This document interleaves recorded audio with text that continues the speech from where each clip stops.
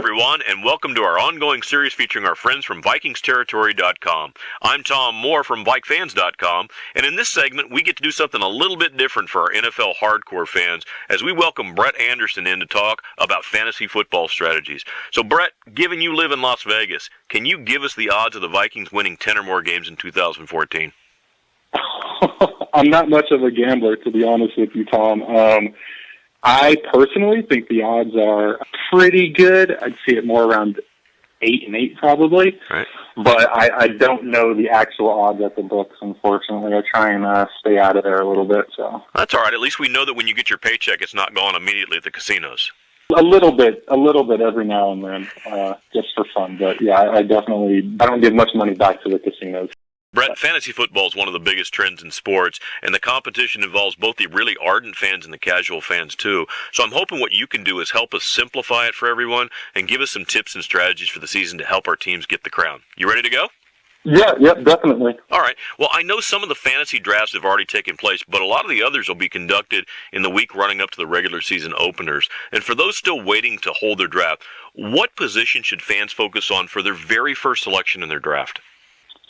Well, typically you want to start off by focusing on a running back, simply because there's a lot more depth at the wide receiver position than there is at running back. Obviously, there's some other elements that go into it, like the type of league that you're playing in.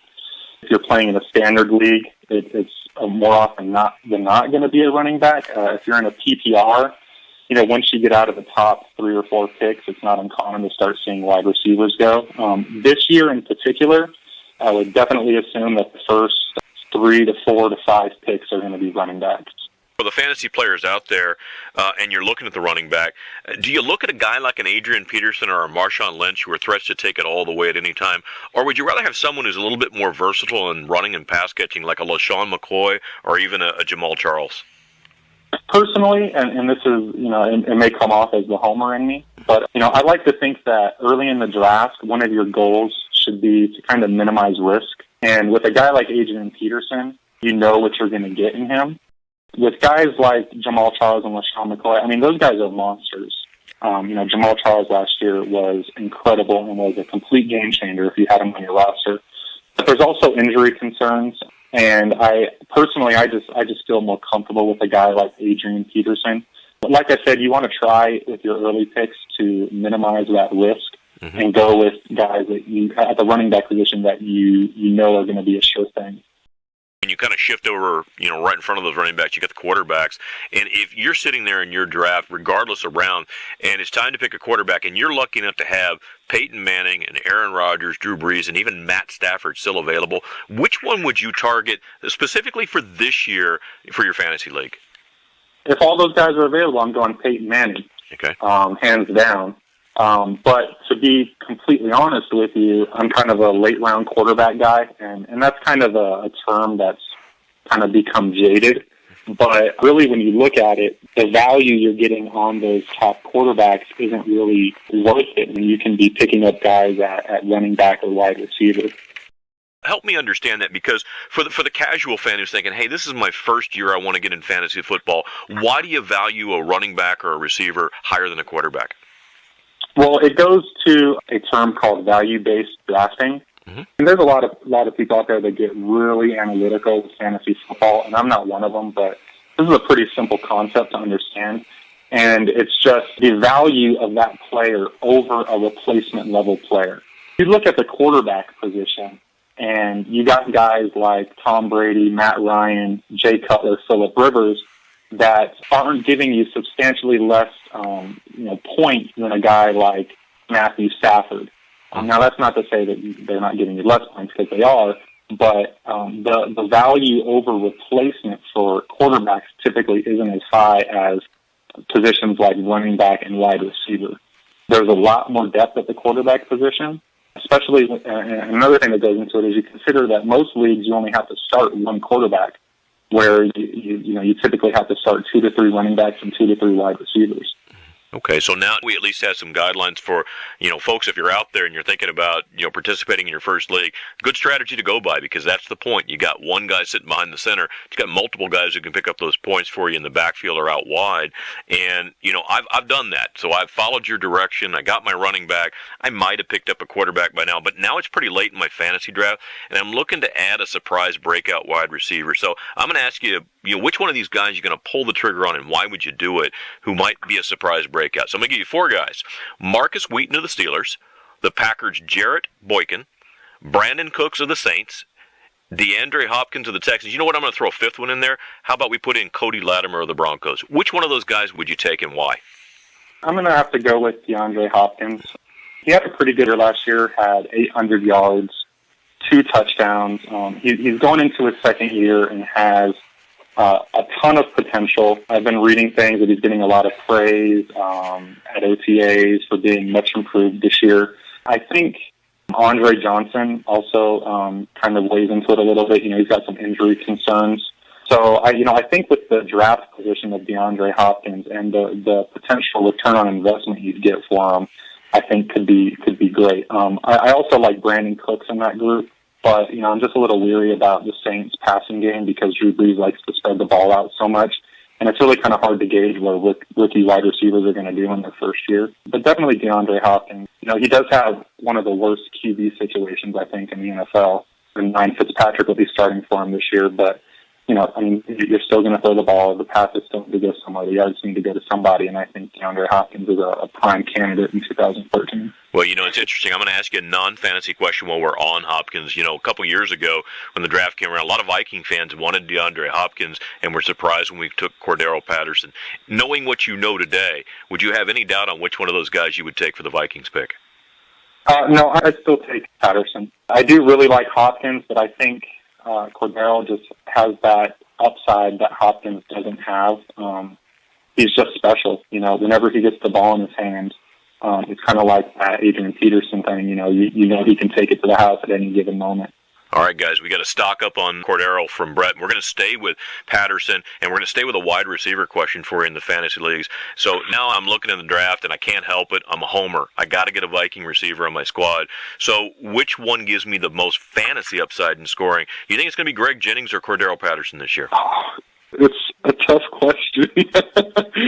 I actually looked at this because I knew we'd probably end up talking about it today, and we all know the kind of the pipeline from Matt Castle to Greg Jennings.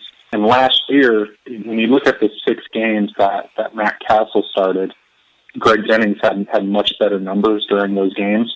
And what I kind of did is put those numbers in, extrapolated them out for 16 games, and I got about 1,100 yards and 8 touchdowns, which would have put Greg Jennings in the top 20 last year in wide receivers, ahead of guys like Fitzgerald, Keenan Allen, Michael Floyd, Victor Cruz.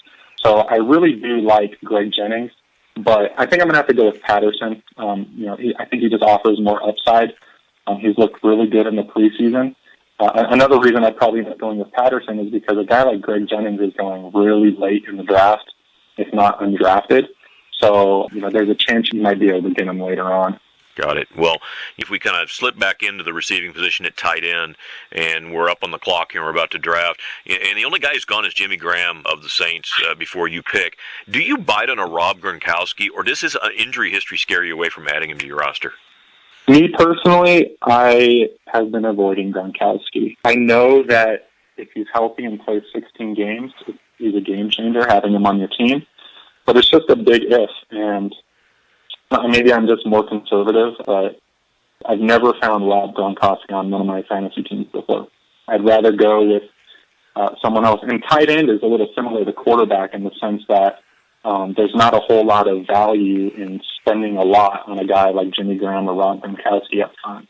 In my opinion, I do know some people that jump at the opportunity to get a guy like Jimmy Graham on their roster. But me personally, I'd prefer to wait and grab someone a little later. Maybe someone like our very own Kyle Rudolph. Okay. And if you're bleeding purple, given Norv Turner's offense is going to integrate the tight end more, is Kyle Rudolph a value pick here? I think so. His ADP is at 83. I have him above guys like Greg Olsen. I even have him above Jordan Reed and I think Jason Witten. So I think he, with Norv and the way this offense has looked, both in training camp and the preseason, I think Kyle Rudolph most definitely has a shot at being a top 5 tight end this year. It's kind of unfortunate if you haven't had your fantasy draft yet because his stock is rising because he's been performing so well. So if you're one of the few fortunate people who drafted maybe a few weeks ago before the preseason got kicked off, you're probably able to get Kyle Rudolph at a great value for what I think he's going to do this year. Well, sounds like people that haven't drafted, if he pops up in a reasonable round now, to grab him. Yeah, definitely. I mean, he's a guy I'm definitely targeting, and that's probably the home run me a little bit. But it's always nice when you can add someone on your favorite team to your fantasy roster. No doubt. Well, we're going to ask you if we should keep one of those Vikings on our roster or select him. Blair Walsh, he's been a little bit up and down this preseason, a little better in the last couple of games. Is he a good choice for your team's kicker? Or are you a bit concerned about him slumping outdoors at TCF Bank Stadium? To be honest with you, I was a little concerned in the couple of preseason games, but I think we've maybe been a little spoiled by Blair Walsh and what he did in his rookie season. I have him in every fantasy league that I'm participating in so far this year. He's consistent. He hits those long field goals. We tend to kick a lot of field goals. So I think Blair Walsh is a guy that would be great for your kicker role. But I also think, and this is one of the kind of tips I wanted to give out, is, don't draft a kicker until your last round. Mm-hmm. I'll take Blair Walsh in the last round or for $1. Personally, I don't think you should be spending any more on a kicker. Fair enough. I think it's good advice for everybody because that's the point.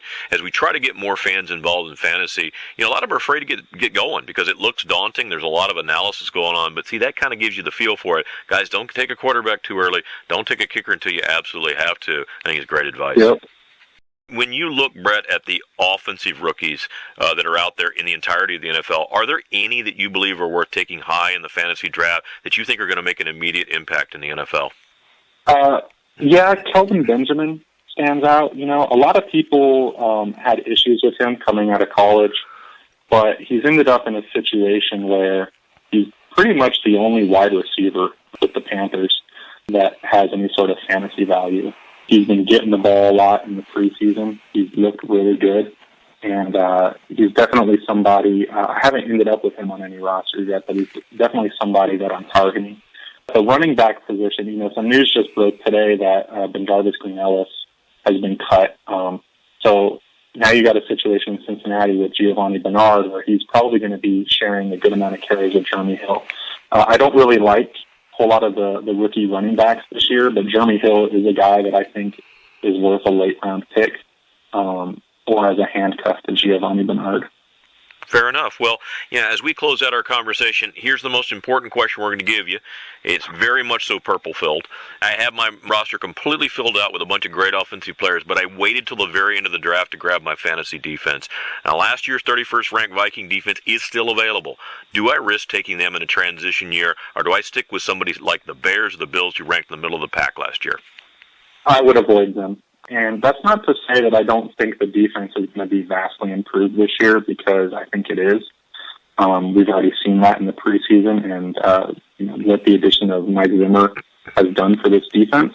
But I'm not going to take the risk on the Vikings defense, and I would end up taking someone else. But since we're talking about defenses really quick, defenses I kind of lump in with kick a little bit, and I'm not someone who's going to put a lot of value into a defense. In fact, I like to stream defenses, so you're going week by week, picking up different defenses based on their matchups and who they're playing that week. Mm-hmm. So, some people like to look at who the Jaguars are playing and pick up that defense if they're available, or they like to look at the Raiders and pick up that defense, you know what I mean?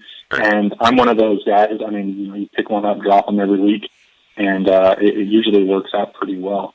But you're going to have to pass on the Vikings defense for fantasy this year. Although, special teams with Patterson returning kicks does provide a little bit of a boost to their points. Okay, fair enough. Well, Brett, we appreciate you helping us all understand the landscape for fantasy football a little bit better. And what I want to do is encourage our fans to catch all of Brett's stories this season on VikingsTerritory.com. And you can also follow him on Twitter at BrettAnderson87. Brett, thanks again for joining us on VikeFans.com today. Thanks, Tom. I appreciate it. Thanks for having me, man. You bet.